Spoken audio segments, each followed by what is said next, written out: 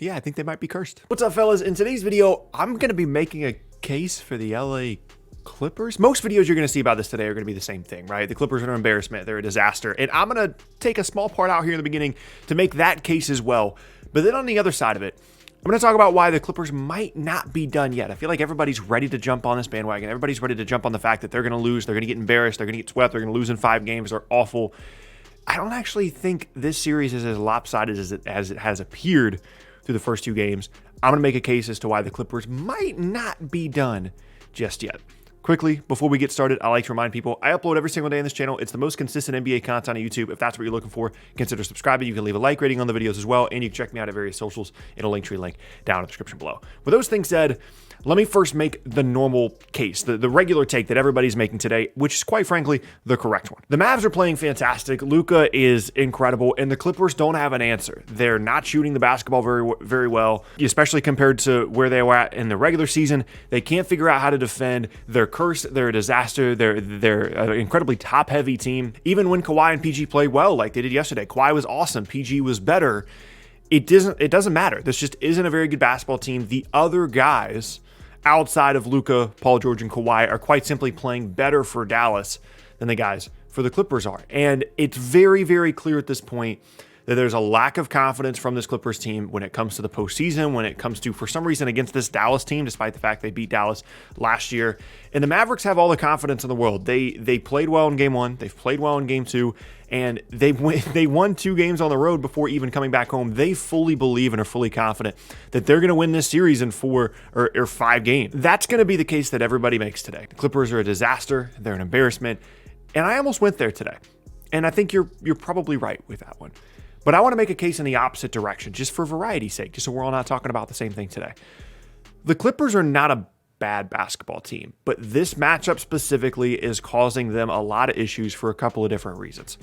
One, the way that they're choosing to defend Luka doesn't make a huge amount of sense, but he's incredibly difficult to guard no matter what you do. You can play perfect defense on him, and he's going to make shots. There were a couple of times yesterday where Kawhi was guarding him, played really good defense, and Luka still made the shot.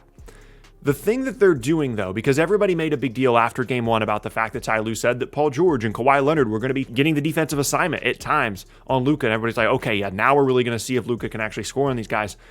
The primary and the first assignment on Luka doesn't matter if you're just going to switch. If you're going to switch every screen, if you're going to switch every ball screen, it doesn't really matter who starts on Luka. They're going to find Pat Bev. They're going to find whoever they want to go against, Reggie Jackson, and let Luka go against that guy. Now, granted, there were times where the Clippers did not want to switch, and they tried to change that up. But at times, if you run enough screen actions, you're either going to give up an easy layup or you're going to be forced to switch. That's just the reality of the modern NBA with how well teams shoot the basketball now. With the amount of spacing on the floor and the amount of screens you can set on and off the ball, at times you just have to switch. Otherwise, you're giving up a layup. The Warriors popularized this. They realized that you kind of need to switch at times because people started to copy what they were doing with a ton of screens on and off the ball. And if you don't switch, you're going to get burned. And that's where the Clippers were at. But that doesn't mean that they're necessarily doing a bad job defensively. You could make the argument that the Mavericks are just shooting the ball incredibly well. And this is my main point if you're trying to make a case around the fact that the Clippers are going to come back in the series, this is where it starts. This was an incredible 3-point shooting team throughout the season, and they've been fine, but they have not been up to their regular season levels through the first 2 games in this series, while the Mavericks, especially the other guys off the ball, are shooting the 3 incredibly well. Here are the percentages for a handful of Mavericks players.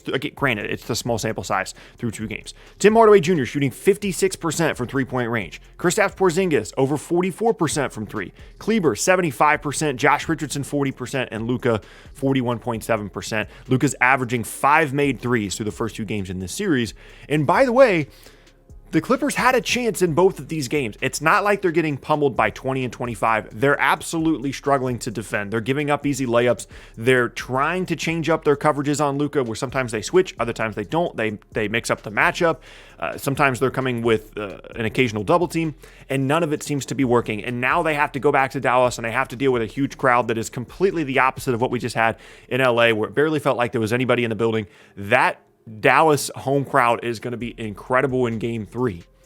But if you're looking for a reason why the Clippers might come back in this series, here would be the case. 1, ideally that 3-point shooting stuff is going to even out. And for the most part, in these game ones around the league, the home team actually did not shoot that well from three. I don't know if it's just because of the extra juice of playing at home, whatever the case may be, but you can make the case that Mavs are going to shoot much worse in game three than they have through the first two games, whether it be because they're at home or just because they're going to go back more towards their average that they've been shooting throughout the season.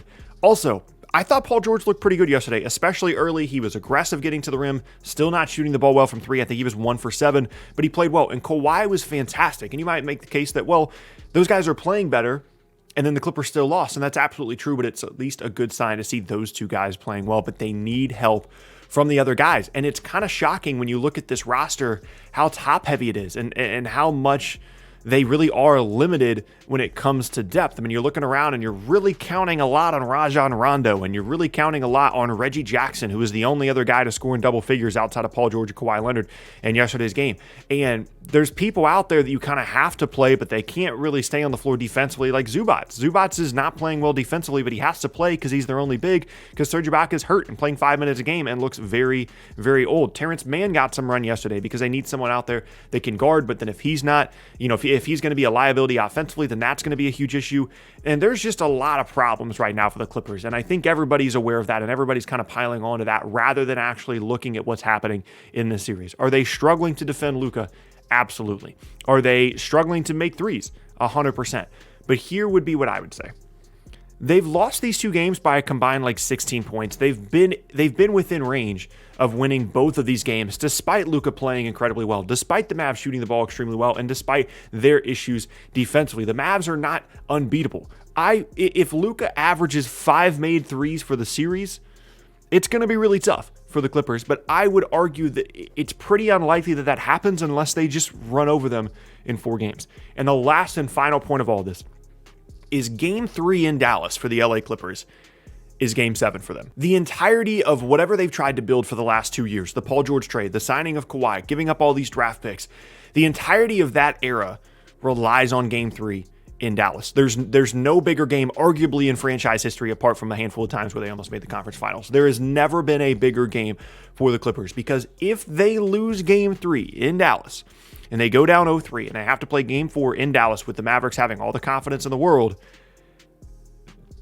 I can't imagine a scenario in which Kawhi doesn't seriously consider leaving. If he leaves, you're looking at arguably the biggest disaster situation that we've ever seen in the NBA. There is no talent. There's nothing to count on in LA if Kawhi leaves, because then you're looking at Paul George and some guys. Maybe you're looking at trading Paul George. It's a complete disaster. Everything relies on it. And these players know this. They're not dumb. They're aware of the fact that this is a gigantic game for them. And this is make or break right now for this era of Clippers basketball. If they go into Dallas and they win game 3 and they get some life in this series, they could absolutely win their first round series and move on to potentially be in the conference finals. They're absolutely a talented enough team to do that if the other guys are shooting well and playing well. And if they lose, they're 100% cursed in my mind. Kawhi's gone, no doubt. So that might be the most anticipated game of the entire first round is game 3 in Dallas. And who knows? Maybe the Mavs continue to shoot the ball extremely well. Luka continues to absolutely torch the Clippers. They go up 3-0, and that's it. Bye-bye Clippers. And everybody celebrates. Everybody takes their victory lap because everybody's kind of rooting for the Clippers to flame out. And I am too, quite frankly. But I don't want to just assume that the series is over just because the Clippers lost 2 home games where they really don't have a home court advantage in any way. Kawhi plays well. PG plays well. If they continue to mix some things up on Luka, if the Mavs shoot worse from 3-point range, the Clippers can absolutely steal a game. And if they steal game 3, then you never know what happens afterwards. I just want to make sure we're on the same page and actually watching the games and understanding that it's not like the Mavs are winning these games by 30 and the series isn't over. Make no mistake about it. The Clippers are a disaster right now, but that doesn't necessarily mean that their season is over. And I just kind of wanted to make the case in the opposite direction. And yeah, that's going to be the end of today's video, and I thank you guys very much for watching. Let me know down in the comment section below what you guys think is going to happen in this series. Who do you think is going to win? Do you think that the Clippers are going to be able to come back and win game 3, maybe even game 4 as well, tie the series, go back to LA? Or do you think this is over and the Mavs have this one 100% locked down, and they're just going to just stroll their way through to the second round? I'm excited to find out. Hope you guys enjoyed the video. If you did, leave a like rating on the video. You can check out more videos from me as well. The box is on screen, and check me out at various socials and a Linktree link down in the description below. With all this thing said, hope you guys have an awesome rest of your Wednesday, and I will see you all next time.